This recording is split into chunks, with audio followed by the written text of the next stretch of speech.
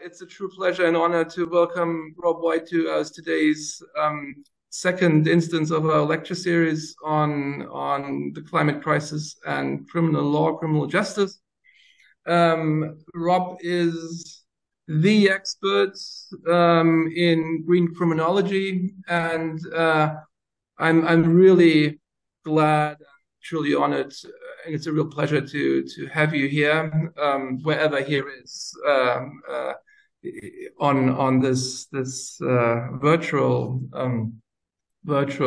plane, to share with us his thoughts on, as the slide says, climate justice and social transformation, which I think is a key field of discussion for the future. Well, probably not only the future, I hope also of the present, of how we can tackle not only the impending climate crises, but the poly crises, plural and poly, that we're seeing happening today, and which will certainly, if we continue as we are doing at the moment, will certainly not be reduced, but rather will grow exponentially. Finn will give us a little bit more on Rob's background and what he did. But again, from my side, it's a great pleasure to see you here, and I really hope that we can bring you over how long the trip is and how much compensation we have to and should pay to Europe to tell us more of what we need to do to tackle these interesting times, as that supposed Chinese curse says. Finn, so give us a short tour through Rob's CV, and then we'll give him the floor. Yes, as Christoph Burchard has already said, Rob White really needs no introduction in the field of green criminology, as he has been shaping the field of green criminology research for decades. He's a professor at the University of Tasmania, Australia, and his formal qualifications include a Bachelor of Arts at Queen's University, a Master of Arts at Carleton University, a Master of Laws at the University of Tasmania, and a PhD at the Australian National University. He is a Fellow of Academy of Social Sciences in Australia. He's Australian and New Zealand Society of Criminology, and he's a Fellow of the Academy of Social Sciences in the United Kingdom. The title of his today's lecture is Climate Justice and Social Transformation. And I would say, Rob, the digital stage is yours, and we are very happy to have you here today. Thank you. Great. Thank you very much for the introduction. And I'm assuming that I have around 45 minutes, and then we can open it up for questions and discussion. I'd like to begin, as we do in Australia, we begin by acknowledging the Palawa people of Lutruwita, the First Nations people of Tasmania, upon whose lands I stand. I acknowledge their elders, past, present, and emerging. For those who are in the Northern Hemisphere, you think that we are on the periphery of the planet. But in our maps, we're at the center of the world. So it's in the perspective on the world as a whole. Whereas in many of the North American, if you look over my shoulder, this is a typical Australian map, would have Australia and the Pacific at the center of the world. I live in Tasmania, which is an island just below the mainland of Australia. To give you a sense of scale, Tasmania is approximately 5 hours drive from east to west and approximately 5 hours drive from north to south. So it's beautiful Tasmania. And I think I should also mention, since we're talking about positioning where we are and so on, I was born in Germany. So I have a connection to Germany. I grew up in Canada. I was born in Germany of Canadian parents, grew up in Canada. I have lived most of my life in Australia, around the country. And for the last 24 years, I've lived in Tasmania. And I've loved every moment. But again, I want to emphasize that wherever we live, that will shape our perception of the environment, of the planet, of mobilities, of identities, of where we are and where we're positioned in the world in general. I used to joke occasionally when I was giving these kinds of presentations to people overseas that I live at the end of the world to talk about the end of the world, because the topic, unfortunately, is climate change, which is the most important topic in the world today. I'm not going to go through. I have a range of slides. I'm more than happy to make these available through Christoph and Finn, and for distribution to whoever would like them. I'm not going to read the slides because that's not particularly interesting. We can look at specific anthropocentric causes of climate change, and we're familiar with most of these. Certainly, fossil fuels is the big one. The deforestation is another key one. But there's other different kinds of contributions through different industries and so on, including livestock farming. But we'll return to the question of causes a bit later on, because this is actually the proximate causes or the immediate causes. It doesn't actually tell you who's causing it and why they're doing it. And so I want to return to that point a bit later on in the discussion. Now, of course, there's a range of consequences with climate change. We can look at climate changes themselves in terms of temperatures, sea levels, the reduction of ice, the sea ice and the glaciers and so on. Climate disruption is what we're seeing everywhere. Droughts, superstorms, intensified cyclones and so on. The climate risks and effects have been escalating again worldwide. And we're confronted with a series of climate disasters and slow onset crises. So the disasters are quick and nasty. They're the floods, the wildfires, and that kind of thing. But we have the slow onset crises as well. The rising sea levels, the droughts, the desertification. So these are the things, are slow onset crises. Importantly, it's accelerating. And again, I'm not going to read the slide, but I will point out that we are now at the end of October. Well, September, we saw massive increases in the global surface air temperature around the world. Likewise with the global sea surface temperature, and you can take a look at this. The global ocean heat saw 6 months out of 9 in 2023, breaking a record. So basically the planet's heating up at a faster rate than we can imagine. This has coincided with the record low sea ice forming around Antarctica, which stayed at record low levels in September for the 5th consecutive month. So basically what we have is anthropocentric causes, we have a whole suite of consequences, and everything's moving quicker and quicker, which is another way of saying we don't have time to muck around. The climate crisis is a crisis because it's urgent, and it's profound, and it's global. And things compound. So basically, we have compounding problems and risks. The last bit of the slide here, that we have complex compounding and cascading risk. Everything's feeding into everything. So that one element or aspect of climate change is feeding into other elements.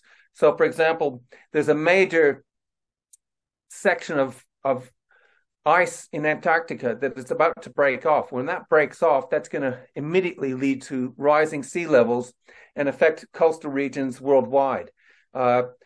We host in Tasmania, in Hobart, the Antarctic Division, the Australian Antarctic Division, and we have the French ships and other ships come through Hobart to go to the Antarctic. So we'll see it immediately when this happens, because it will happen, and in this case, it's inevitable because it's too late. So that the Antarctic is breaking off ice shelves all over the place. Climate disruption leads to a variety of intersections. There are climate-related crimes. I'll put a slide up a bit later that describes a few more of those. But we also have climate-related events. And I'm doing some work at the moment on global law enforcement and climate change. And what we're finding is that more and more police and security and state security and emergency services and fire services and so on are not just dealing with climate-related crimes, but they're dealing with climate-related events. So basically, we're seeing a pluralization of roles. people now are being taken off what used to be their main task, in this case, for example, law enforcement, crime fighting, and now they're being put into disasters and emergency management. That's just the nature of what's unfolding right before our eyes. We also have climate-related problems. We have had floods here in Australia on the mainland where people have been homeless for the last year. So the floods occurred a year ago, and these people still have nowhere to live. They're still living in tents in northern New South Wales because of the floods. And so we always usually deal with is the event, the climate-related event. But what we don't take into consideration is that there's an after event, and the ramifications ripple into the future in ways that we really are not prepared for. The problem then is this. We know what the science says. We know what the problem is from the science, which basically relates to greenhouse gases. We know from what the science says how to contain global warming. So the scientists have done millions of studies. I've told you a million times not to exaggerate. So they have done hundreds of thousands of studies, which basically say, here's how to contain it, here's the problem, here's how to contain it.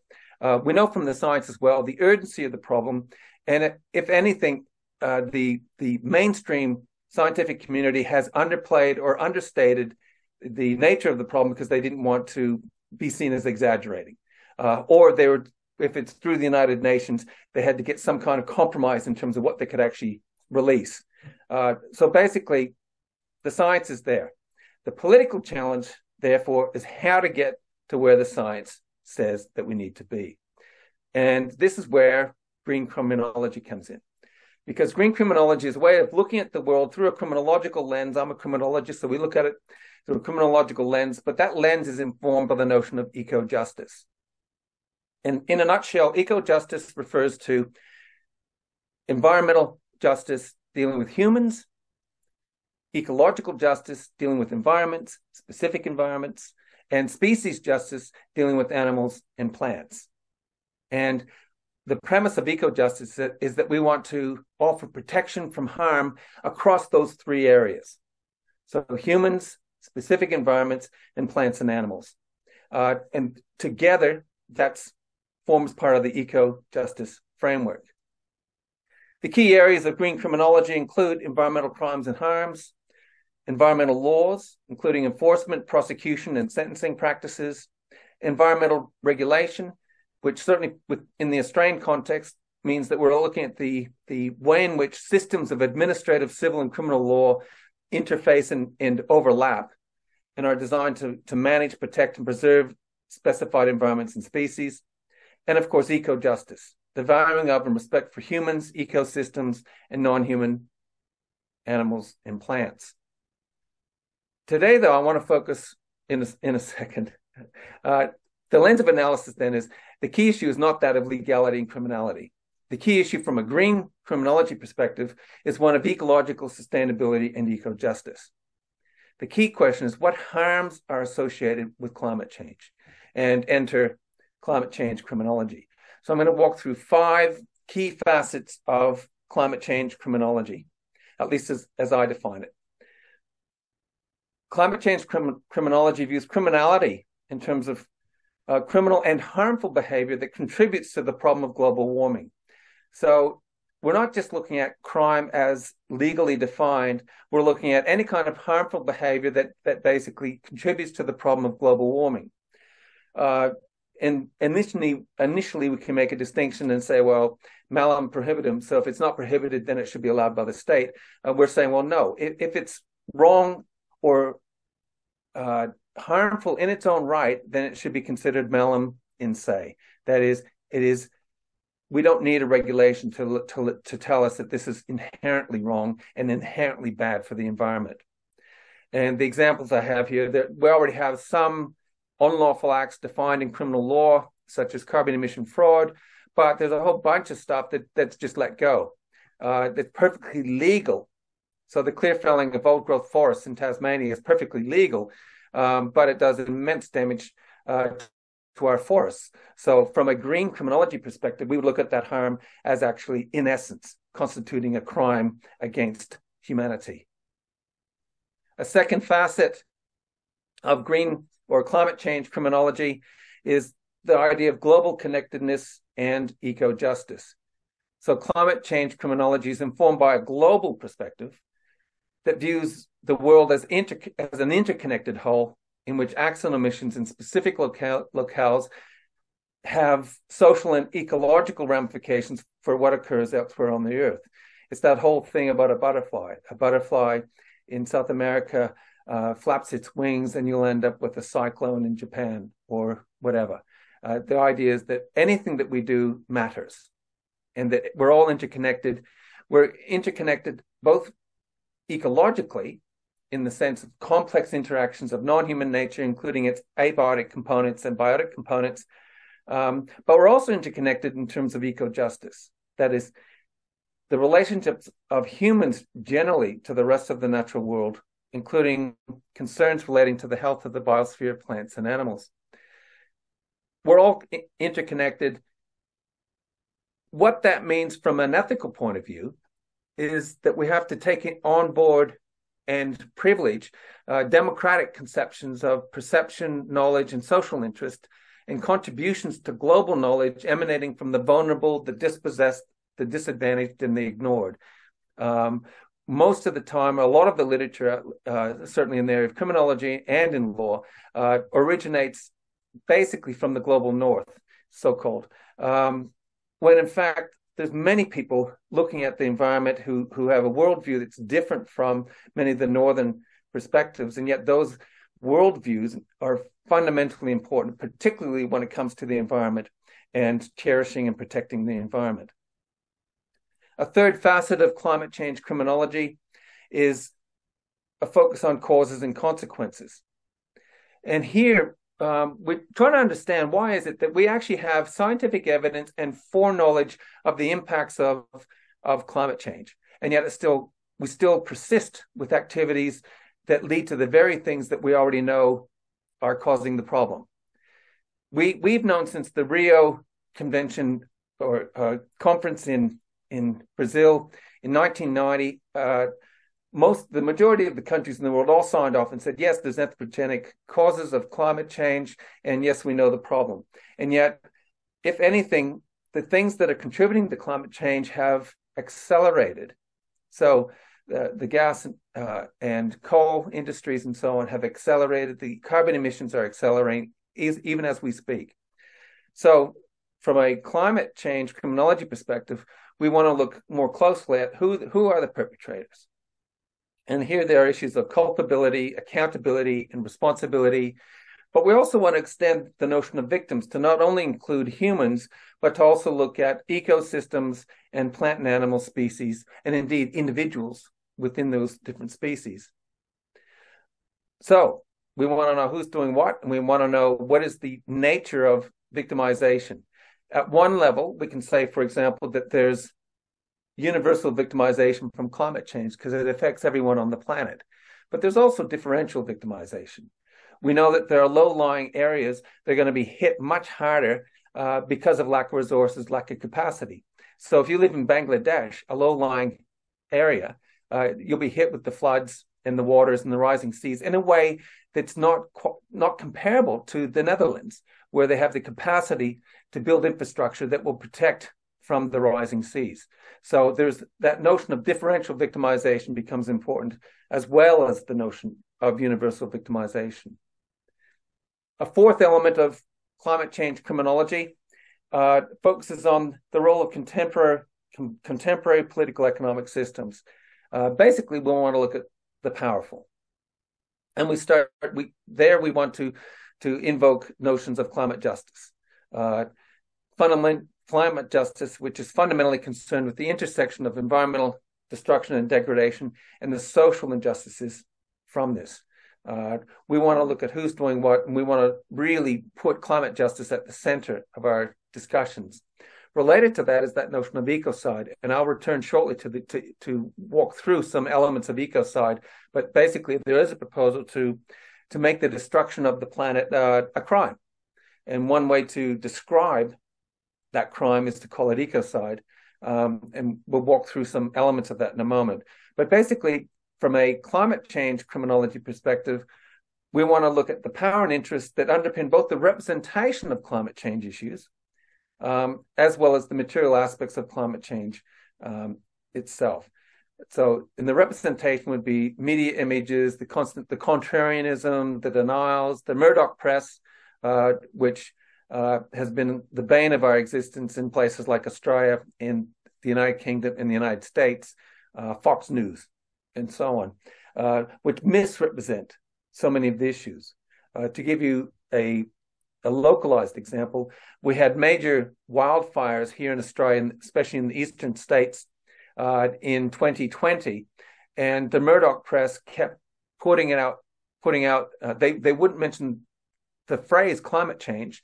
They kept putting out this argument that it's arsonists, that it's arsonists who are lighting the fires. That's why we have all these wildfires ravaging the country. The fires were so ferocious that they killed 1 billion animals. They were so ferocious that the smoke from the fires traversed the earth because there's so much smoke. And yet the Murdoch press kept saying, it's a bunch of arsonists who are responsible for it. It has nothing to do with climate change. Okay, so the fifth element of climate change criminology is about social action. Basically, none of what we do makes any sense if it's not going to make the world a better place. So it's not just about contemplation, it's also about acting.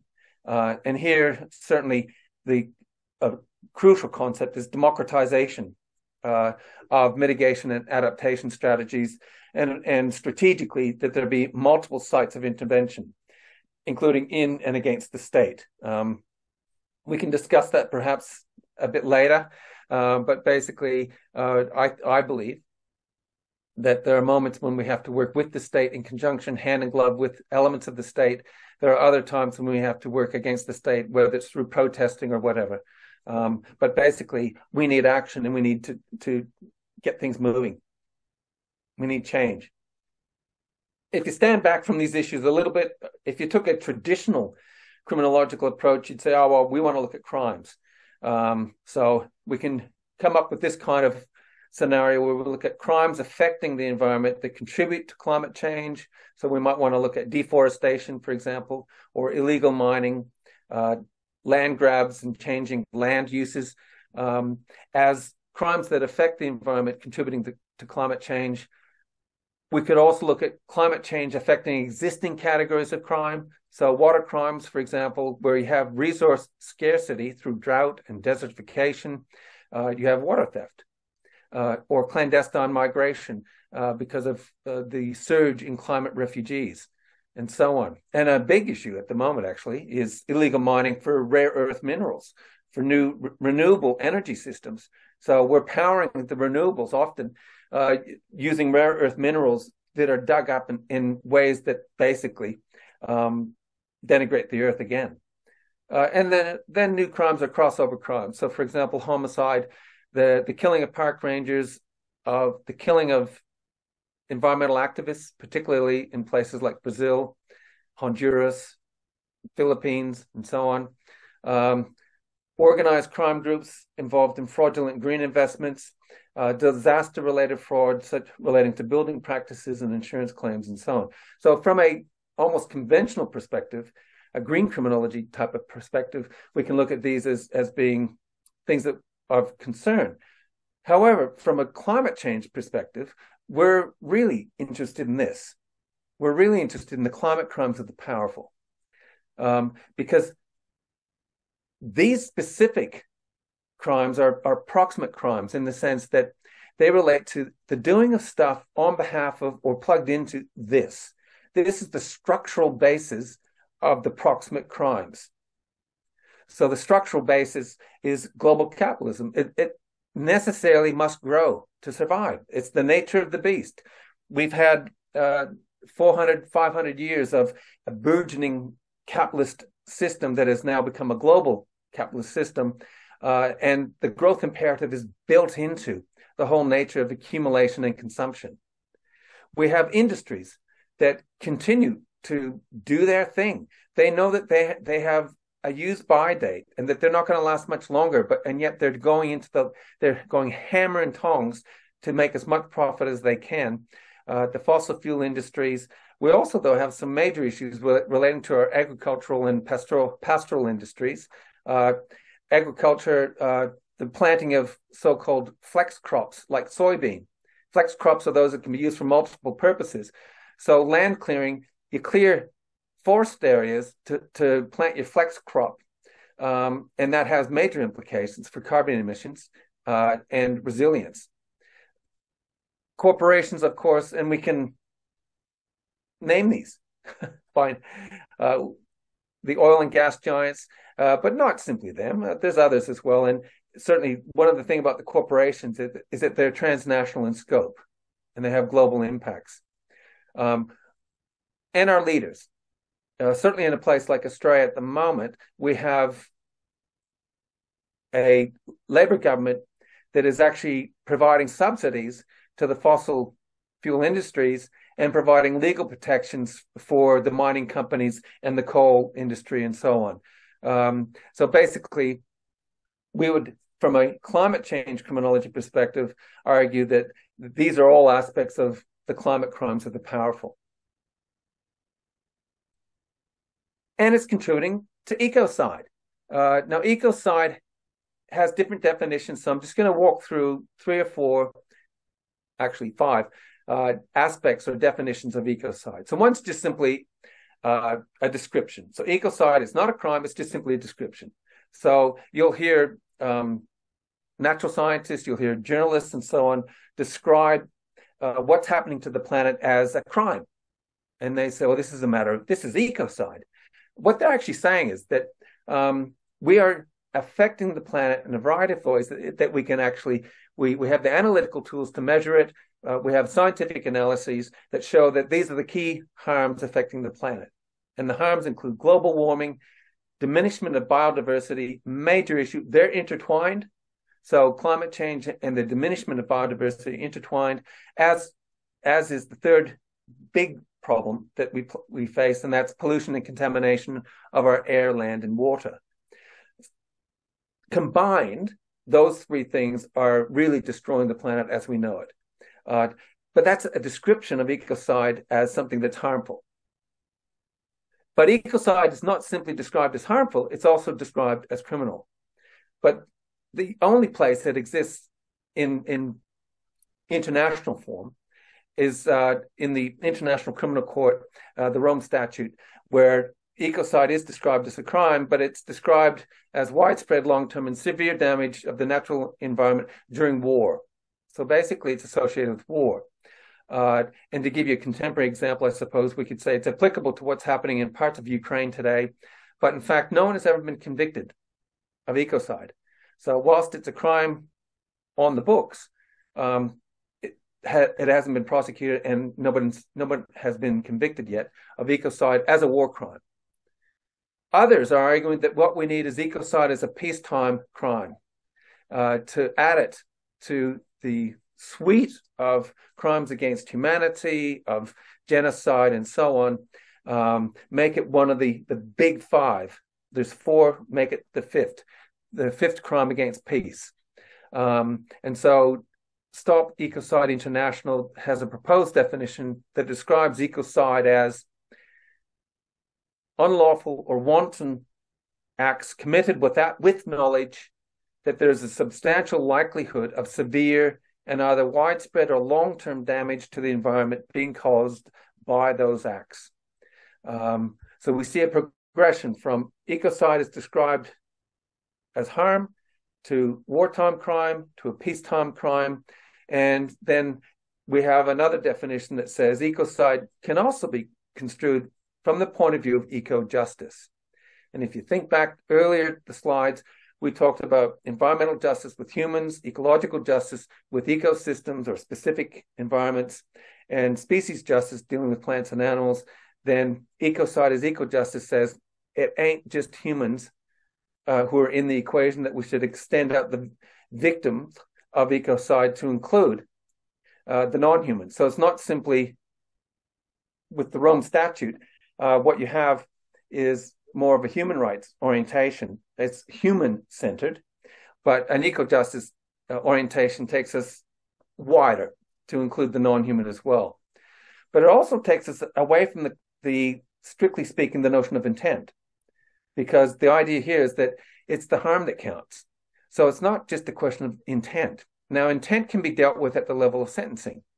So let's deal with that in terms of sentencing, and it could be a mitigating factor or an aggravating factor at the point of sentencing if you're charging somebody with ecocide.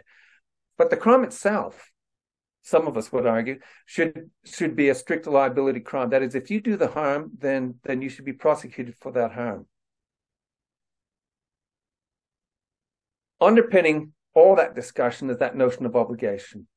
And again, and this does require more work, but basically obligation can refer to a moral obligation to nature. It's embedded as part of indigenous cosmology. First Nations people worldwide often talk about obligations based on mutuality, reciprocity, holistic views of nature, and so on. It also refers to legal obligations to act or not act in certain ways as specified in legislation and case law. The status of obligation partly depends on whether the sanction includes criminal provisions, which denotes that failure to carry out this obligation is regarded as socially and institutionally serious. And this basically is the essence of ecocide and proposals for ecocide as a crime against peace, because it imposes obligation. But obligation can be construed and constructed in various ways. So, very briefly, ecocentrism talks about the intrinsic value and rights of nature. One of the things about ecocentrism as well is that if you're going to take that seriously, that is the rights of nature, then you also have to start thinking through ecocentric metrics for measuring harm. How do you know when harm has occurred? We know that there are certain species of tree in Australia that need to burn because they actually have oil. That means that they need to burn periodically. And that's part of the rejuvenation of the forest is through the burning of the forest. So you actually need ecocentric criteria to measure harm. We have duties of care, a general environmental duty of care. In Victoria, the state of Victoria, the Environmental Protection Act now has embedded within it provisions for a general environmental duty of care. So that every resident, every citizen of Victoria is bound by that clause in terms of relating to pollution, actually. Of course, intergeneral equity is precisely about a duty of care to the future generations, and indeed the present ones. And ecocide very much is about obligation to not destroy the planet. And if you do, or if you engage in actions that do, then you'll be prosecuted and criminalized for that. It all put together adds up to climate justice, but basically it involves ecocentrism, duties of care, and ecocide together. However, we have a few problems. One has to do with practical consideration. So theoretically, it all sounds great. Rights of nature and ecocide, and yeah, let's get something done. But when you boil it down, there's some real issues here of practical consideration. For example, we should be saying that ecocide can be a principle of adjudication, so that any judge or magistrate should be taking ecocide into account in any kind of assessment of ecological sustainable development. I've mentioned briefly the issue of seriousness of harm and how do you measure that? So the metrics, ecocentric metrics to examine issues of threshold and proportionality, because if you're going to talk about criminal law, you've got to have some sense of proportionality. So you have to look at the quantum of the sanctions in relation to the quantum of the harm. So there's some measurement issues there. Ascertaining when harm or risk of harm has actually occurred. And again, this is the question of scientific and legal indicators of harm. And of course, at the end of the day, we have to ask, what are we trying to do? And certainly from an ecocentric perspective, we're trying to repair the harm and maximize a good environmental outcome. And we can do that, and it has been demonstrated in some courts through tailored sentencing and the right set of sanctions that, in fact, we can make a difference. But, and this is the big but, climate laws help to set targets and make governments accountable. Climate litigation helps put pressure on governments and companies. Ecocide proposals for ecocide laws alert us to the gravity and scope of the harms. But at the end of the day, law, courts, and policies are fundamentally and inherently political in terms of content and composition. So our focus ultimately needs to be back on the question of power and interests. And this is where we move away from the notion of here's climate justice to the question of social transformation. So how do we get the climate justice? Again, we know the science in terms of climate change, but the question is, how do we actually move in a direction that's going to save us? The problem is structural. Capitalism itself as a global system of production, consumption, exchange, and distribution is an authoritarian form of social production. It's about the privatized control and appropriation of a socialized production. The decisions are basically imposed from above. Think about this, the concentration of power. We know the key billionaires in the world because the key billionaires in the world are the same ones sending rockets up as part of their pastimes, right? So we can actually name them. We can talk about the Musks. We can talk about the Murdochs. We can talk about the Bill Gates and so on. So the fact that we can name some of these people, and they are enormously wealthy, the concentration of wealth, but it means that we're cut out of the decisions. They make the decisions. And basically, there are specific corporate and elite interests that underpin the decision-making about what's happening in the world today. And of course, as I've mentioned before, the driver of capitalism is an inherent growth imperative. That's how money is made. It's through consumption and the expansion of production. So the key challenge in the fight for climate justice must involve assertion of democratic control over our land, air, water, and energy. Basically, the core issue globally is one of ownership. Why? Because it's ownership that gives you the right to make decisions. And if you don't own, then you're not part of the decision-making process.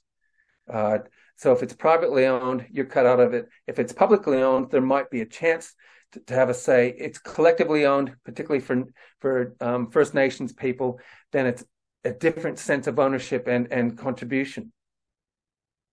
So at the end of the day, if we want to make informed democratic decisions about land, air, water, and energy, then the decision-making powers have to be in our own hands.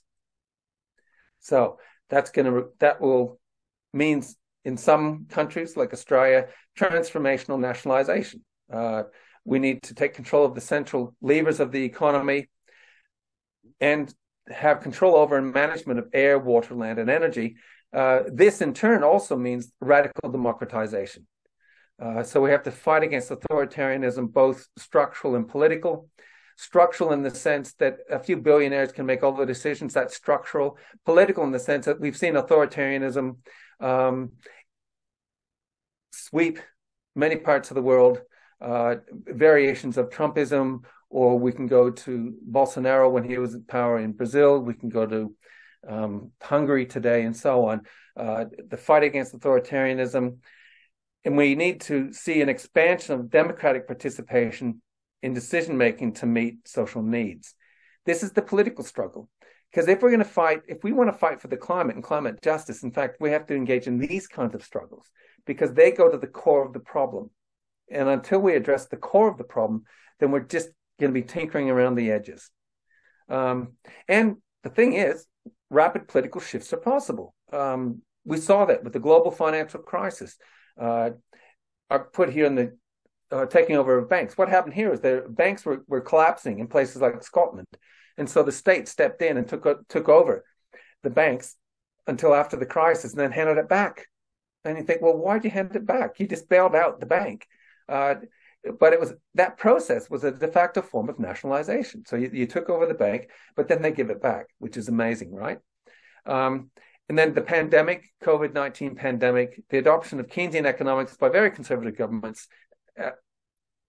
In the UK, in Australia, for example, very conservative governments immediately started to throw the money out to pay for the crisis and to manage the crisis. And of course, we've seen quick attempts, certainly in terms of the war, the dispossession or attempts to dispossess the Russian billionaires as part of the war effort in relation to Russia and the Ukraine. We're in a situation where we have the concentration of capital in fewer and fewer hands. One of the points about that concentration of capital in fewer hands is it also is easier to expropriate large enterprises than 1,000 small ones. Now, we've seen, again, we can do an economic history here, but I'm not going to go into that. But basically, if you think of some of the nationalizations of energy in Venezuela or in Canada many years ago and so on, this occurred because you could intervene, the state could intervene in a way that takes over a whole industry or a whole enterprise because it's already consolidated. Ecological transformation basically then depends on nationalized public ownership and democratically controlled transitional solutions. Alternative national governments eventually around these kinds of programs, right? So the political contest, and these are all interrelated, and the thing is you can't do everything at once, but we can certainly chip away and also try and integrate the kinds of things that we want to see in the world that we're trying to create. So an extension of the rights of nature relating to non-human environmental entities of various kinds, notions of community stewardship, and in the case of Indigenous people, custodianship over environments and ecosystems, extending the duties of care, a general environmental duty for citizens, intergenerational equity in terms of states and directors' duties for managers, climate laws by setting targets informed by science and community interests. Climate litigation, of course, is important in terms of trying to put pressure on to change and enforce climate commitments, and ecocide as a crime, which is aspirational at one level, but at another level, where it could be embedded, then we have the potential to hold to account some of the worst perpetrators of those who are destroying our environments. All of these are highly political. All of these are highly contestable. None of them in their own right will get us to where we want to go. At the end of the day, where we want to go will be decided by us collectively through the democratic impulse. Basically, it's ecocide or social transformation. We began the discussion by saying that the harms are projected to increase and to increase rapidly. We've seen in September of 2023 just how quickly things are changing and the temperatures are rising. It is clear, given the urgency of the situation and the scale of the situation, that we need structural transformation. For example, towards a degrowth future. If you want a degrowth future, then you must put in place a political economic system that is not premised upon exponential growth, which is global capitalism. So we have to have a system, a political economic system, essentially based upon social need. If we don't, then we drift towards economic and political authoritarianism and the ascendancy of a fortress mentality that privileges some and protects none. So, in conclusion, this historical moment calls on all of us. For real, tangible, transformational hope flows from the convergence of necessity and possibility. And the future while perilous, is still in our hands. So thank you very much, and let's open it up for discussion.